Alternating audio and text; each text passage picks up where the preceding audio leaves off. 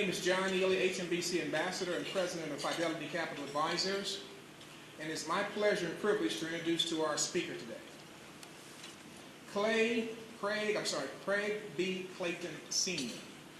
is the founder and executive director of the Center of Diversity, a Spartacus Group company. From 1999 to September 2006, Mr. Clayton was the director of the University of Houston's International Institute for Diversity and Cross-Cultural Management in the T.C. Bowser College of Business. Say that fast 3 times. He is also the CEO and chairman of the Spartacus Group and holds a U.S. patent on the DESP, Diversity Earning Per Share Matrix, that connects diversity programs to corporate earnings. Let me say that again. The Diversity Earnings Per Share Matrix that connects diversity programs to corporate earnings. He is sought after speaker on diversity and human capital matrix. He has traveled to over 13 countries and made presentations to executives and leaders in North and South America, the Caribbean, and Asia.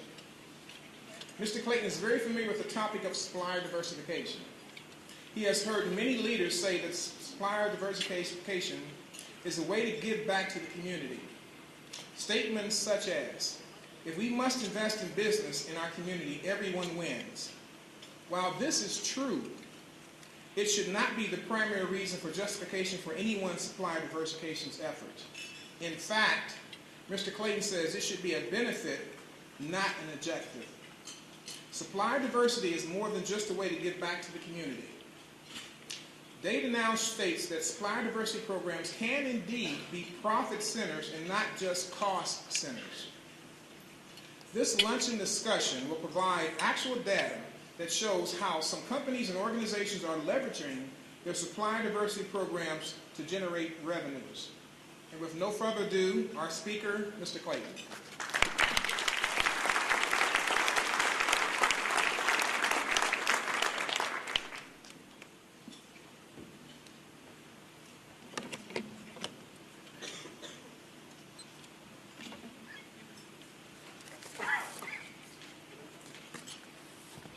Good afternoon, everybody.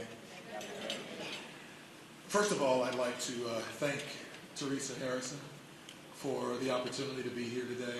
I have always enjoyed any opportunity to work with Ernst & Young, and you in particular. You've been just an absolute jewel to work with in New York, as well as some opportunities here, so thank you very much. I also want to make sure, and I may get in trouble for this, but to say thank you to the gentleman who I call in his presence and out the capo tutti capo of supplier diversity in Houston. To Dick, thank you very much for your efforts.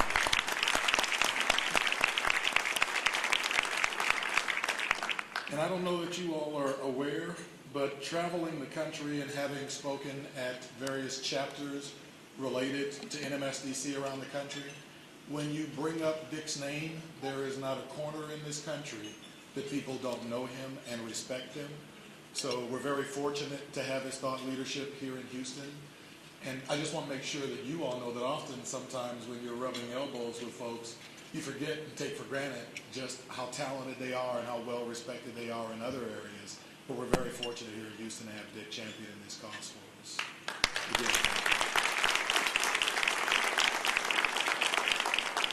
And because I'm on the clock, I'm going to use a second or two of my time to say, Joyce Scott, where are you? Somebody point her out for me. Where'd she go? Joyce, don't leave without you and I getting a chance to talk. I understand you have a speakers bureau. I got baby need new shoes, okay? So you and I need to talk, okay?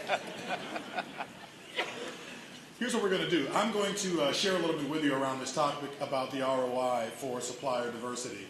However, they told me I have 20 minutes to cover the topic. I said, that's like asking a Baptist preacher to keep it short. That's going to be tough, okay? But as I was prepping for the discussion today, I really was thinking about a couple of issues. One of them being that there is a client I've got in Louisiana, a gentleman named Louis Thibodeau, who built a 10,000 square foot home and rebuilt after the storm. Took him over a year to get it done, got an invitation to go to the housewarming party, and he came to the house on a Saturday, and as my wife and I glanced at it, she said, what's the date of the housewarming? I said, sweetheart, that's in Louisiana. We're not going to Louisiana to a housewarming party. She said, well, who else do you know with a 10,000 plus square foot home other than Louis? I said, nobody. She said, well, we're going because I want to see the house. And needless to say, we went. Got there, they had valet parkers, Zydeco band out back, entertainment, everything you could ask for. But Lewis was nowhere to be found. And as I got closer to the area out back where this Olympic-sized pool was, I noticed a 2-foot rim around the pool, and it looked like 2 people were swimming. So I whispered to my wife, I said, I've never been to a housewarming party where people swim before. She said, you're in Cajun country, you don't know what they do here. Get your glass of wine and let's go out by the pool. I said, yes, dear, and got my glass of wine and went out by the pool.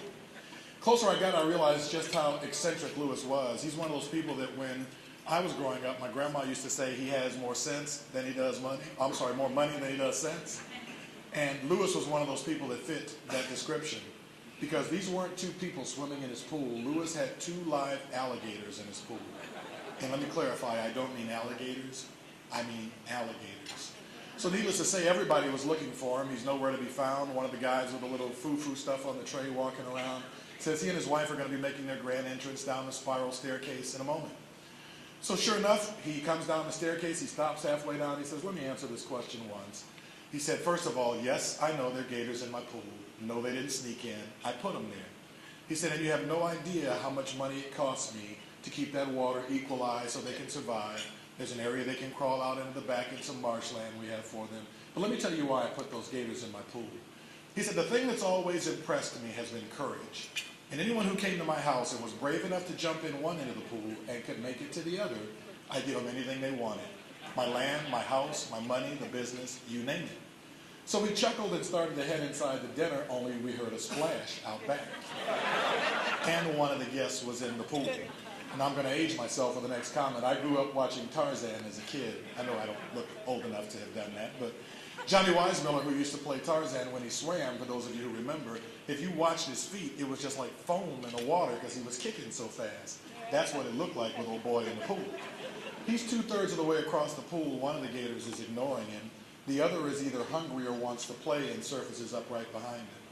First time I'd been that close to man and gator and didn't know when they flipped their tail, the distance between man and gator was gone, just like that. Now the gator's on his heels and he's reaching for the wall. As he starts to climb out, the gator opens up. He gets one leg out of the pool and starts to hop out. The gator lunges forward and just misses him. Bob's standing there shaking the water out of his head. Lewis runs over and he puts his arms around him. He said, listen, firstly, I'm a man of my word, but I never thought anybody would take me up on it. Whatever you want is yours. Land, house, money, business, you name it. Bob shakes the water out of his hair and he says, listen, Lewis, I appreciate your offer, but all I want is the name of the person who pushed me in that pool.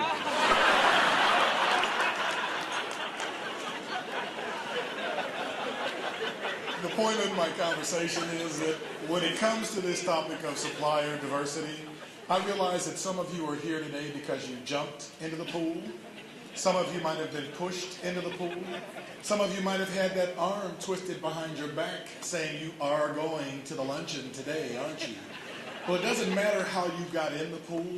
This is a topic that once you're in, when you figure out from a corporate perspective, because I'm going to go to the vernacular of my 15-year-old son, and those of you that sit in a corporate diversity, supplier diversity seat, raise your hands if you would, please. As my son would say, I'm going to come from the dais and get all up in your grill here in just a second, okay? Those of you who are minority-owned businesses, just come along with me for the ride for a second. We're going to talk about this topic about how do you link this issue, and the only thing I want to lift from the experiences that you heard earlier is my role at the University of Houston was in the College of Business and not the School of Psychology or Sociology. With that being said, my focus has been and is always how do we help an organization make the connection to either their top line revenue growth, their bottom line cost reductions, or their pipeline recruiting, retention, and talent management. And there are numbers and ways to make this connection so that this is no longer just a feel-good social justice dialogue, but I just made a presentation before the board of an organization in Vegas where they met this past week. And in their case, the fiscal connections I was able to show them exceeded $700 million a year around both workforce and supplier diversity. Needless to say, their chief financial officer knew right away that $50 million in cost savings equaled a penny on an earnings per share basis. Rest assured, I had their attention. What I'm going to share with you today is a very abbreviated version of this process. Keeping in mind, it doesn't matter whether you're a business-to-business or business-to-government type organization. You're the ones primarily that this application will resonate for. If you're business-to-consumer, this facet of the conversation may not, but keep in mind, I've got about 5 pounds of stuff to put in a 3-pound bag, only my dad used to say that just a little bit differently. So at some parts of this, I may sound like a 33 record on 45 speed, and for a couple of the young ladies I see here, that was before CDs. We had these little discs with a little circle. Okay, I thought I'd better go there real quick. The context of this topic is rooted in this fundamental issue around the numbers I'm going to give you. If your business responds to RFPs to secure the business, and I'm talking again to corporate supplier diversity people, if your business, your company, responds to RFPs for what it is you do, not do you issue RFPs to minority-owned businesses, then this should resonate for you, and I'll give you the numbers. Specifically, what we're seeing more and more of is more organizations, hypothetically General Motors, are issuing their bid specs for all of their suppliers with wording in that RFP that doesn't just want to know what is your EEO1 numbers. They don't even just want to know what your supplier diversity issues, status, staffing, those kinds of things. They want to know what is your diversity strategy. And a component of that includes supplier diversity.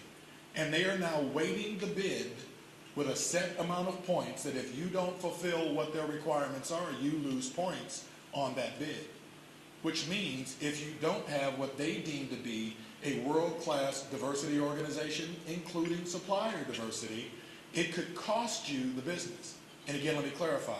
I'm talking to you, the corporations who are here, not to you, the supplier diversity people. I'm sorry, to you, the MBEs who are here. For those of you in that corporate seat, among the things that are occurring are not just new contracts, but renewals of existing contracts. Let me give you an example of actual numbers from one organization to show you the extent to which this is fiscally impacting organizations.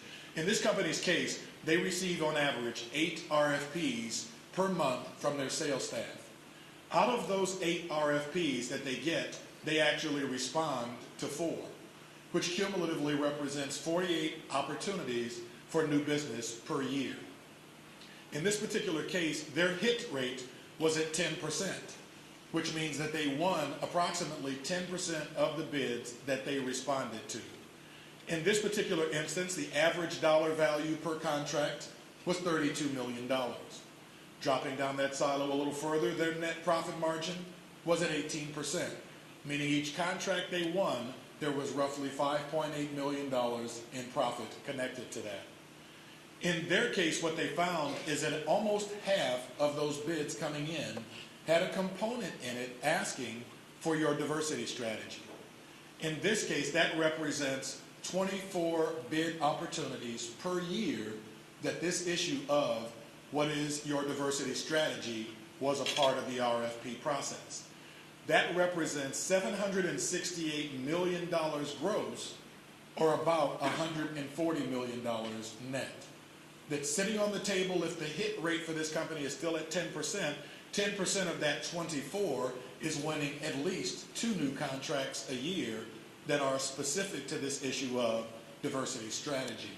And let me show you what I mean in terms of how these numbers now start to sync up. Because in this particular instance, this organization, when we went back through bids that they had lost, there are innumerable opportunities for you to do so as well that are sitting in a supplier diversity seat. We went back through bids that they had lost. One in particular jumped out at us.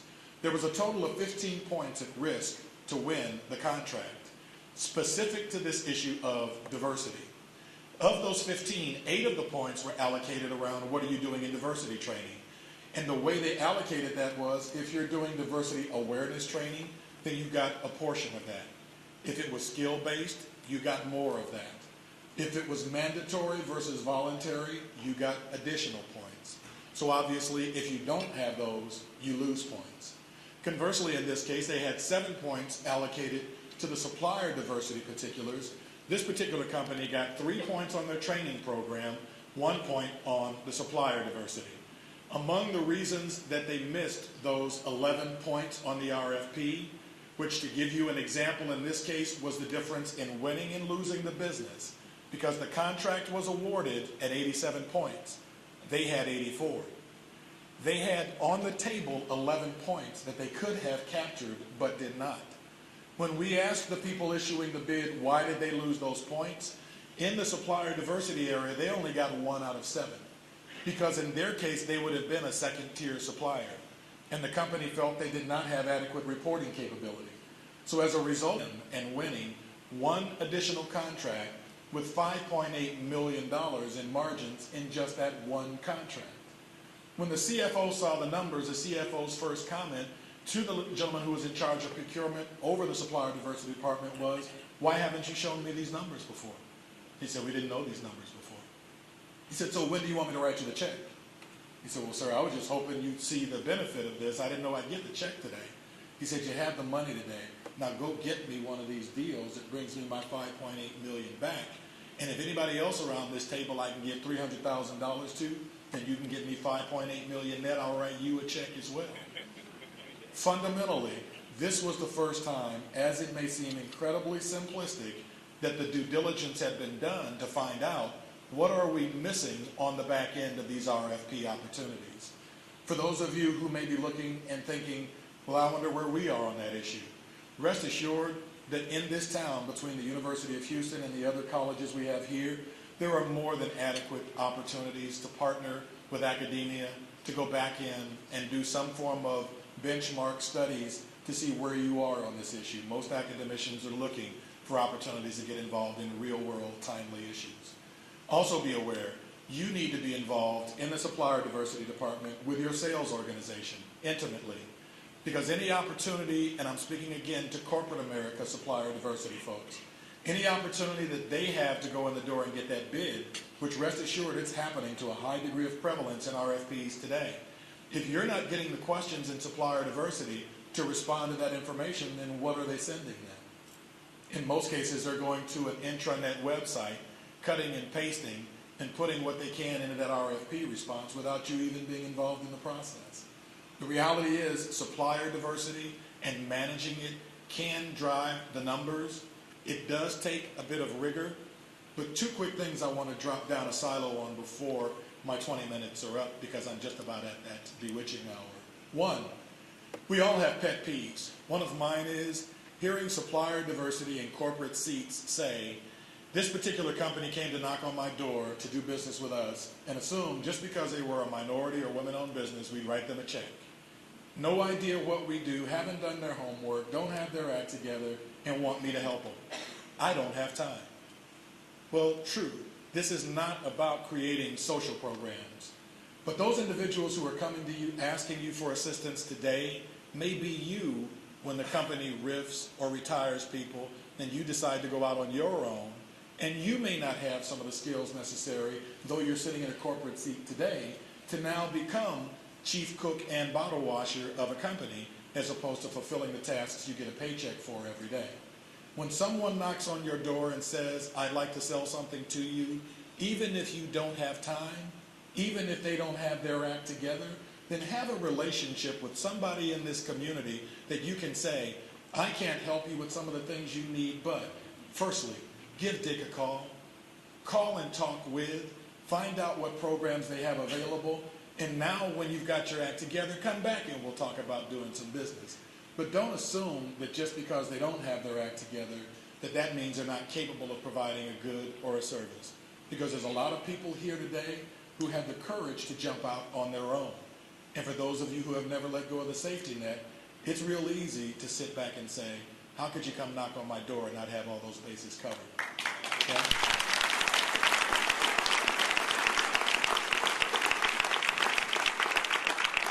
I have a real quick quiz, and my quiz is, those of you in particular that may be up in your grill, as my son would say. First question, first part of the quiz. Who was one of the Nobel Peace Prize winners in 2005 or even 2006? Can you name the last 3 shuttle astronauts? Second part of the quiz, can you name a teacher in high school that made a difference for you, or a friend who helped you with a personal crisis? For most of us, we can answer the second part of that quiz easier than we can the first part. Because when someone makes a difference in your life, you don't ever forget them. Each one of you has an opportunity, and again, I'm talking to those of you sitting in those corporate seats. Each one of you has an opportunity to make the difference, not just in a small business, but every small business that knocks on your door represents a family, represents a piece of this community that may be involved in a synagogue or a mosque or another community activity that their livelihood supports those other activities. So your willingness to reach down and help somebody helps all of us here in Houston. I wasn't born here, but I got here as quick as I could, and I couldn't imagine calling any place else home. As important as the numbers are that I shared with you, there's one more number that I want to share, and that number is 1. Never underestimate the power of 1. There are many businesses here today who could use your help. Some of you are sitting at a table with someone right now who could use your help. If each of us will reach to 1 and help 1, the entire community wins. The power of 1 can be good or bad. It's your choice. I'll close with this example. I've done this work in 14, 15 countries now, but my professional high and low came in Jasper, Texas. I went out to Jasper and was doing training after the incident that occurred with James Byrd's murder. While I'm there doing the training, I am now hearing the verdict being announced. Before I left, the last thing my beautiful bride said to me is, please do not get into a debate with people in Jasper about the merits of this trial. I said, sweetheart, I'll try. She stepped in front of my truck and said, try isn't going to do good enough, Bubba. You're going to have to promise. I said, well, if it's that important to you, I promise. After I pulled off, I realized the trial was going on for the second of the 2 men convicted while I was there. The verdict was announced guilty. I went up to the front desk to get a key to the training room. The young lady that was the wife of the owner of the motel, because there's no hotels in Jasper, took the key out and put it on the counter because she knew me and knew what I was coming for. I'd been there 2 days already. Stepped into the lobby and she said, did you hear the verdict? First thing I heard was my wife's words. I said, no ma'am, I just came to get the key for the training room. I said, smart man. She said, well, they found him guilty. Can you believe that? I said, ma'am, I just came to get the key to the training room. And she was clearly pushing me to say something. Her next comment was, well, it's not like they drug him that far. I said, ma'am, hold on, I bit my tongue. They slit his throat, chained into a pickup truck, and dragged him 3 miles until they decapitated him. She wanted me to say something. And I said, Lord, you got to give me some words.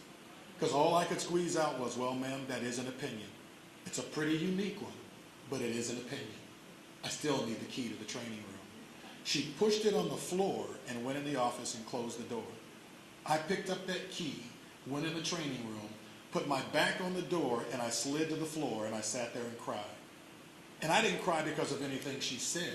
I cried because for safety's sake, I bit my tongue and didn't do not what I do. This isn't what I do. This is who I am.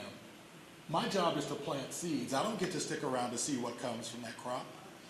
But for safety's sake, I didn't even plant the seed. Every day that I tie up and come out to do this work, wherever the opportunity may be, I look for her in whatever iteration she may be. Because the reality is there's people sitting in supplier diversity seats in corporate America who feel like it's a charitable role that they're in. That's what you have a philanthropy organization for. The reality is I look for an opportunity to make a difference every day. My challenge to you, the power of 1. It can be good or bad. What do you plan to do about it? Thank you for the 20 minutes you've given me.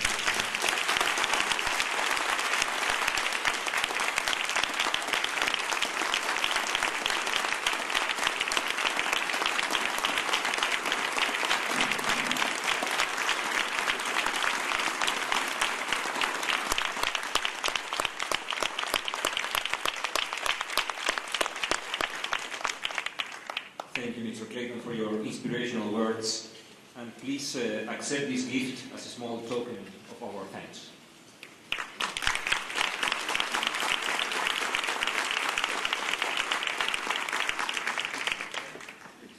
One quick note, if anybody would like, everything on that slide deck plus about 20 or 30 more slides I have available in a PDF. I'd be happy to send you.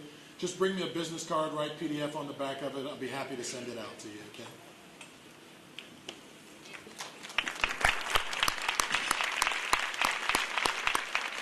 And now to close, we have brief comments from our president, Mr. Dickey. Thank you. We'll close today's program with some announcements, and I know we have some people to come forward at this time.